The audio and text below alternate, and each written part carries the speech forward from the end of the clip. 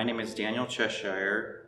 I work at Dixon Studios, and I also have background in taxidermy repair and special effects makeup. Did CSI, NCIS, Criminal Minds, and all those crime shows.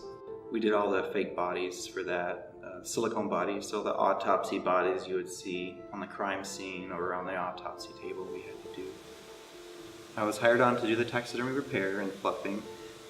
I've worked with some pretty old taxidermy before, but these, I think they turned out pretty well. They just needed like a makeup job, a makeover. For these particular deer though, I had to crack away old dead skin in the ears, and I had to go back in with epoxy again. Sculpt that out, sculpt the ears out. I went in with my paints. I started off with pink. It's like a mauve actually, a mauve color.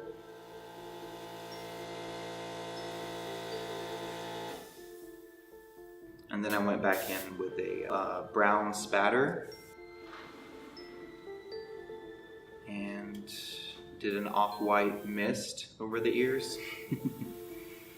What that basically does is it gives it depth. It gives it a little depth so it doesn't look so flat, you know.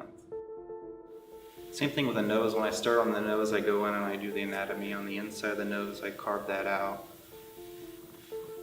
paint that pink. And once that dries, I'll go in with Mod Podge that I usually tint. And I will carefully place the texture back in on the nose with the Mod Podge.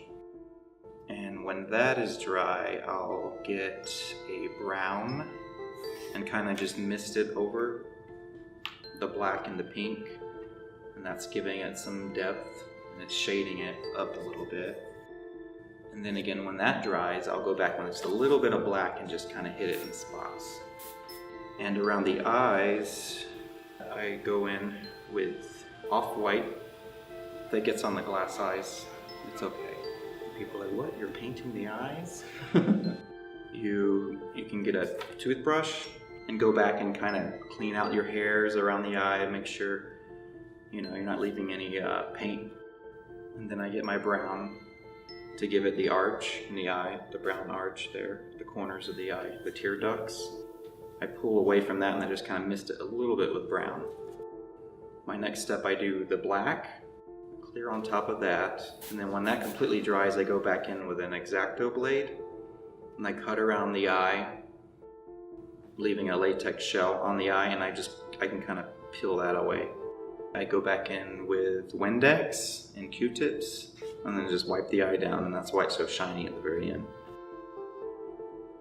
I think once it has got the fresh paint on there, it came back to life.